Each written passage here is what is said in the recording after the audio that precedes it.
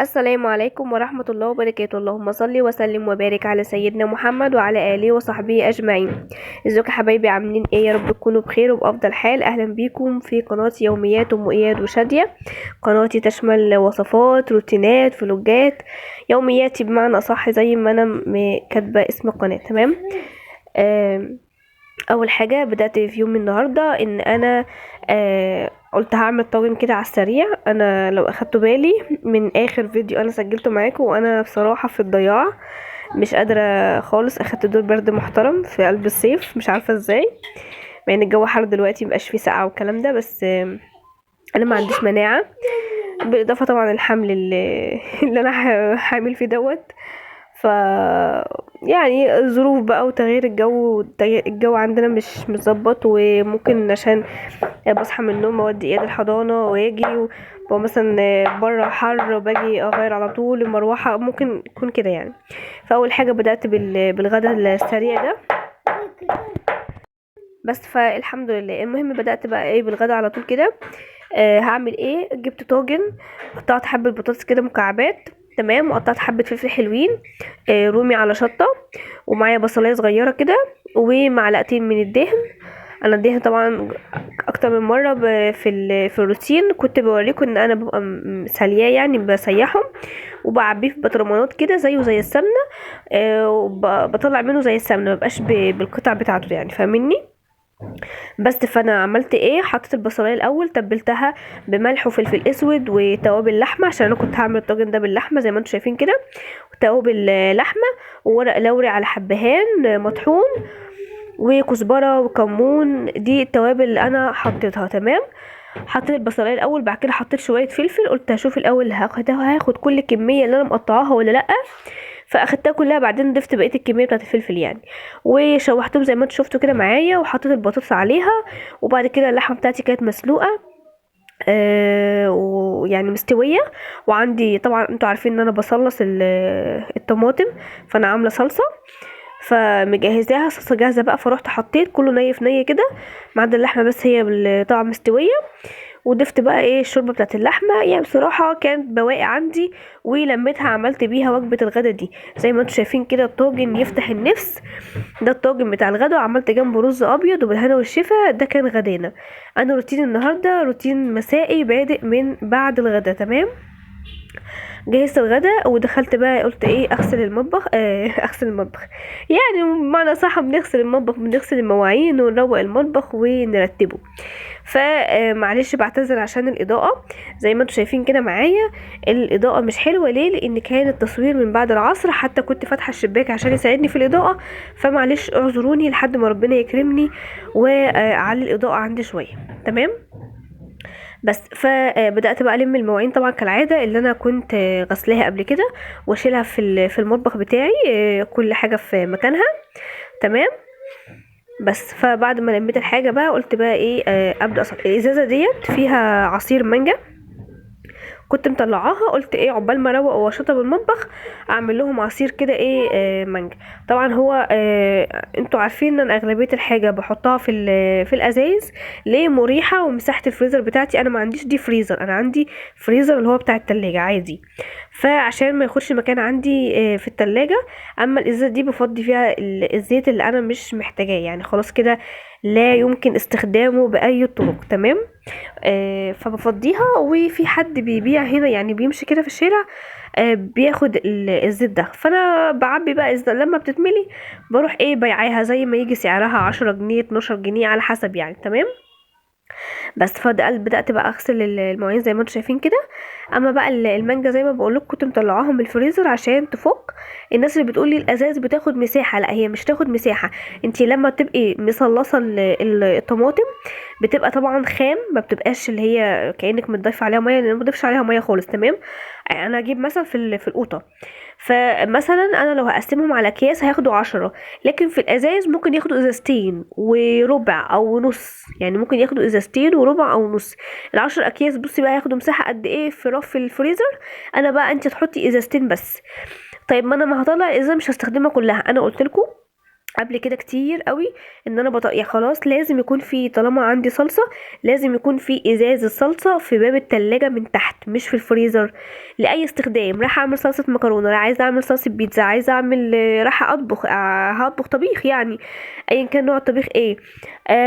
راح اعصج لحمة ومحتاجة معلقتين صلصة، لاي حاجة محتاجة فيها معلقتين صلصة. هعمل بيض بقوطة واحط صلصة. فلاي وصفة انا فيها صلصة بابقى الازازه موجوده، ما يعني ما احسش ان انا اخدت وقت في الطبخ ايا كان ايه هي. تمام. بس فده مثال على الازايز كمان، بستخدم فيها اللبن وبصلص فيها الصلصة، وبستخدم فيها العصاير اللي زي كده، وبستخدم فيها الشوربة لو عندي شوربة كتير ومش عايزة ارميها بحطها في ازايز وبشيلها في الفريزر. ممكن اجي مثلا اعمل محشي وانا مش عاملة ولا لحمة ولا فراخ ولا اي حاجة، وعايزة اسقي المحشي مثلا بشوربة، مش عايزة اعمل مية وتوابل وماجي والكلام ده، فبروح مطلعه ازاز الشوربة وبسقي بيها، وبيبقى الحمد لله نعمة ورضا وفضل من عند ربنا الحمد لله. فشغلي دماغك وعدلي من تفكيرك، وطول ما احنا عايشين بنتعلم، لان في ناس ممكن تتضايق من الموضوع ده. فانا زي ما ممكن افيد واحده او واحد بمعلومه، انا كمان بستفاد منكم بمعلومه، لان في ناس والله بتعلق لي على حاجات انا ما اعرفهاش، يعني مثلا ما كنتش عارفاها قبل كده، وممكن اجربها وتفيدني في حياتي عموما، يعني ايا كان ايه هي الحاجه. تمام. بس فغسلت المواعين وخلصت بقى، وحطيت بقى طبعا شلت اللي عايز الصفه اللي انا بحطه في الظرف، صفيته زي ما انتم شايفين كده، والباقي حطيته في المطبقيه. بس نقلت بقى على الناحية التانية، قلت ايه افضي الدنيا كده والم الحاجات دي مكان ما كنت طبعا مطلعه الحاجه مكان الغدا يعني والكلام ده. فبدأت بقى اشيل كل حاجة مكانها. هنا بقى ده التليفون بتاعي بشغل عليه اي فيديو كده بيسليني وانا شغالة، لاي صانع محتوى. انا بتفرج على ناس كتير قوي حلوة وبحبها. روتينات برضو، انا من محبين الروتين، انا بحب الروتين بيشجعني وبستمتع كده وانا شغالة. دايما كنت من زمان قوي من قبل ما افتح القناة ان انا بشغل الروتين والكلام ده وانا شغالة، وما زلت لحد دلوقتي بعد ما فتحت القناه برضو. المهم انا خلصت، وكمان كنت بوريكم التوم اللي انا بوريهولكوا ده، حطيت فصين توم كده، قلت ايه هفصصهم وانا قاعده، قلت استريح شويه بصراحه. فقعدت شويه ريحت وعملت لهم العصير وعملت التوم. طب انتي فصصتهم ليه؟ كنت هجهز مسقعه عشان تاني يوم كنا هنفطر بيها بصراحه يعني. فعملتها وخلصت كل ده، وبعد كده دخلت على اوضه الانتريه زي ما انتم شايفين مقلوبه بالمره خالص خالص. يعني انا بقالي يعني من اخر فيديو انا نزلته انا ما حطيتش ايدي في الشقه خالص نهائي، ما عملتش اي حاجه خالص. فكانت الوضع بالشكل ده. خدت يومين او 3 ايام، الحمد لله الحمد لله اللهم لك الحمد على كل شيء. بس كنت تعبانه قوي، والعيال بقى تبارك الله ما شاء الله مش بيخلوا حاجه. ربنا يرزق كله مشتاق بالذريه الصالحه اللهم امين، ويحقق كل اماني يعني كل امنيه لاي حد، اذا كانت ولد او بنت او اي حد، اي حد نفسه في حاجه ربنا يحققها له ان شاء الله باذن الله. ماشي يا بيتي روحي العبي. بس فعملت البلكونه كنستها وقفلتها بسرعه عشان التراب ما يخشش على السجاد، لاني مش قادره والله اغسل السجاد فعلا على ايدي الكبير كده. خلاص كده الموضوع كده ماشي كده، مش هينفع خالص ان انا اغسل سجاد، الوضع لا يسمح. الناس اللي بتقول لي انت ازاي حامل في الشهور دي وانت اصلا مالكيش بطن، لا يا جماعه في والله بدات تبان زيتونه، يعني في زيتونيه كده لو خدتوا بالكم، في زيتونيه بدات تبان. بس انا من عادتي اللي هو انا العبايات بتاعتي او اللبس بتاعي ما بحبش اللي هو يكون ضيق، يكون محدد معالم جسمي، دي طبيعتي. تمام. فممكن عشان كده ما تاخدوش بالكم قوي ان انا حامل يعني، لكن فعلا حقيقة حامل يعني. هتلاقوني ان شاء الله يعني من غير مقاطعة الله اعلم، لا اما اخر اسبوع في شهر 7، لا اما في اول 8 هتلاقوني انقطعت تماما عن اليوتيوب خالص لفترة كده مؤقتة، وبعد كده هرجع لكم بقى ببيبي صغنن ان شاء الله باذن الله. ربنا يقومني بالسلامة ويجيب ابني بالسلامة، معافى سليم صحيا وبدنيا، في سمعه وبصره وفي جسده تماما تمام. بس فطبقت الغسيل، كان في غسيل جوز الله يبارك له لمهولي، كنت طبعا نشره اخر مره كنت غاسله. طبعا انتوا عارفين ان انا بغسل زي الغسالة العادية، فبنشر املى بلكونة وبعد كده بلم الغسيل واللي بقى بنشره، فدول كانوا متبقيين منشورين على الحبل. فكنت مفيصة طبعا خالص ومكنتش قادرة وسخونية وتعب يعني. فهو لما هم الله يبارك له يعني. وطبعا المخدات كانت متكومة عليه على الكرسي ده، لان جيت في يوم قال لي انا دخلت لقيت العيال مبهدلين الدنيا، فانا لميت المخدات حطيتها على الكرسي. قلت له الله يبارك لك، كويس ان انت لميت حطيتها على الكرسي.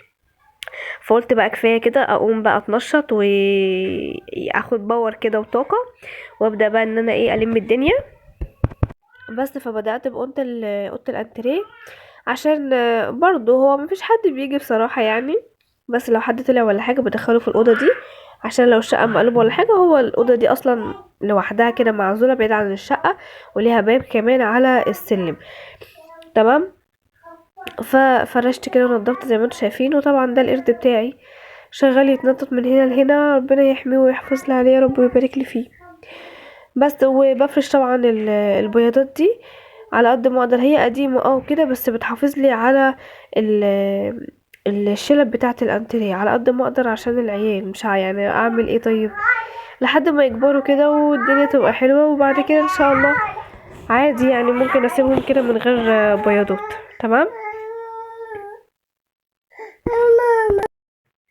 بس والترابيزه بقى برضو نفضتها. المفرش ده كان اللهم صل على النبي كان متوسخ يعني، فرحت نضفته يعني وكده ومسحتها كده كويس.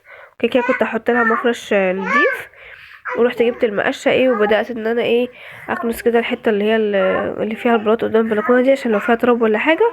وبرضو على المشاء امشي كده بالمقشه على السجاده. هي نظيفة ما فيهاش اي حاجة، بس زي ما شفتوا كده في اول الفيديو او في اول ما انا دخلت الاوضه كنت بروقها، كانت فيها صينيه كنا حاطين الاكل، لان بره كان مقلوب خالص وما كنتش قادره اعمل حاجه بصراحه. ف حطيت صينيه هنا واكلنا يعني وكده. بس فمكان الاكل بقى لو في فرفته ولا حاجه. بس فروقت بقى كده وخلصت ووضبت الدنيا وشلت المفرش ده متوسخ، وجبت مفرش كده نضيف تاني يعني بديل لي. ورحت بقى حطيته كده. بس وكده الاوضه بقى اترتبت. دخلت بقى على اوضه الاطفال زي ما انتم شايفين كده، فتحت الشباك كنت بشوف من انهي ناحيه اللي فيها السلك، وبدات بقى ان انا المها واوضبها بالشكل ده زي ما انتم شايفين معايا. الملايه كانت متوسخه جدا وكنت عايزه اتغير، وبحاول اعود بنتي عشان بقلعها البامبرز يعني، ان انا اعودها ان هي تقول حمام وكده، عشان هي دلوقتي حاليا سنة و7 شهور يعني، هنقول دخلت كده خلاص هتتم سنتين ان شاء الله. عدينا مرحلة سنة ونص وهي هتتم السنتين. بحاول بقى ان انا اعودها ان هي تقول حمام وكده، عشان ابطل البامبرز خالص. بخلي البامبرز بس واحنا خارجين بره، لكن ليل ونهار بعودها بقى ان هي تقول لي حمام يا ماما، وانا داخله الحمام يعني تعمل الحمام وكده. بس فبيجي مثلا ممكن وقت تروح عامله حمام، تبوظ هدومها، تكون نايمه مثلا وتعمل حمام وهي نايمه. فبتصادف الحاجات دي لحد ما بتتعود. فالملايه بقى كانت متوسخه خالص كده، وكانت عامله عليها بصراحه لا مؤاخذه حمام يعني. فرحت بقى غيرتها، طلعت كده من الضرفه اللي كانت مفتوحه، طلعت منها الملايات. الملايه اللي كانت مفروشه والملايه دي اللي هي قاعده عليها، دول كانوا بتوع اوضه النوم. وانا قلت لكم فما كنتش عايزاهم، فقلت بدل ما انا اطلعهم بره ظبطتهم على اوضه الاطفال، عشان احافظ على ملايات اوض الاطفال على قد ما اقدر يعني. احافظ على الملايات اللي هي بتبقى جديده، اللي انا بفرشها في العيد، اللي انا حباها وان انا شايفه ان هي شيك وحلوه يعني، احافظ عليها. وقلت كده كده دول هلكل بقى الاطفال، عيل تعبان لا مؤاخذه يعني بيرجع عمل حمام الكلام دوت يعني، عيال صغيره مش فاهمه. فقلت هيبقى ملايتين من اللي انا بستخدمهم بتوع الاطفال، بجانب طبعا الملايتين التانيين دولت. قلت ابدل فيهم، فاهميني، دول مع دول كده لحد ما يعدوا المرحله دي، وبعد كده ربنا يكرمني واجيب ملايات تانية، فاهميني، انا عشان عندي ملايات بتاعت اوضه الاطفال، اوضه النوم، فاللي بستكفى منه مش ببقى عايزاه تاني خلاص، مش هفرشه على سرير اوضه النوم، فبروح الخياطه بتظبطولي على اوضه الاطفال وبفرشه في اوضه الاطفال، بياخد هلك الاولاد والكلام ده. وبعد ما استكفى منه طبعا واحب اجدد او اغير، ابقى اطلعه بره او اشوف انا هعمل بيه ايه، ممكن اقصقصه واعمله بياضات للكنب برضو، يعني في كذا طريقه بصراحه. فانا ايه بصوا هنا بوريكم طبق لقيته تحت المخده، يعني تحت المخده بيعمل ايه والله ما عارفه. فالعيال يعني مش عايزه اقول لكم، اكيد اي ام عندها اطفال صغيره فاهمه وحاسه باللي انا بقول. عايزه اقول لكم طبعا ان انا عقبال ما لميت الملايات والدفايات اللي كانوا بيضغطوا بيها وكيس المخدات بقى والهدوم اللي مترميه وغيراتهم والكلام ده، سابت الغسيل اتملى، يعني الاوضه دي مطلعه اصلا نص سابت الغسيل لوحدها، غير طبعا غيراتهم هما.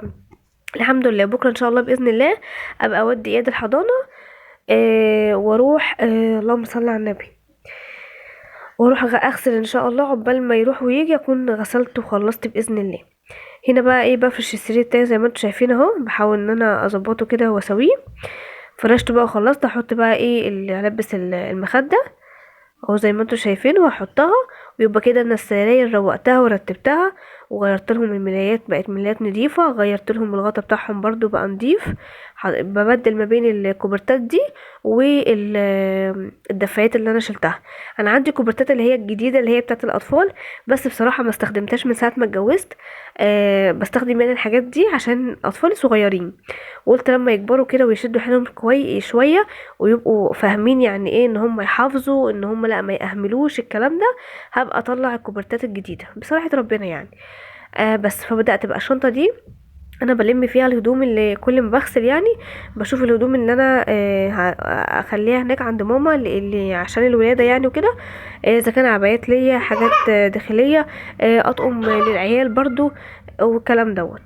بعد بقى ما خلصت السراير، الشنطه بقى السودا دي اللي هي على الجنب دي ومتقفله بالبطانيه من فوق، دي خلاص كده انا حطيت فيها غيرات للنونو، حطيت فيها حاجات بسيطة كده من هدوم الأولاد اللي هم هيلبسوها في الفترة اللي أنا قاعداها هناك عند ماما وقت الولادة من دلوقتي.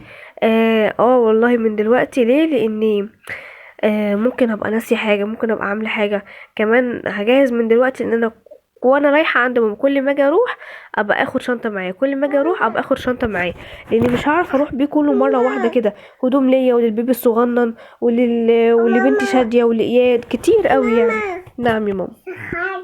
ماشي العبي يلا. وبعتذر منكم طبعا عن صوت شاديه بنتي والصداع اللي هي عاملاه، بس هي ملازماني انا عماله في الشقه وهي تيجي ورايا برضو. وبصراحه كنت عايزه انزل لكم الفيديو النهارده عشان ما اتاخرش عليكم، بحاول ان انا القناه فرنج ان هي خلاص كده بتضيع مني، فبحاول ان انا ارجع اوقفها تاني.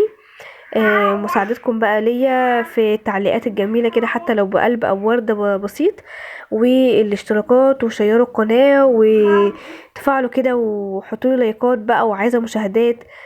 يعني بصراحة بتمنى ان قناتي تكبر والكل يشوفها. وبشكر بشكر بشكر بشكر الناس الجميلة اللي معايا من بداية القناة، يعني كلمة بحبوك في الله دي قليلة.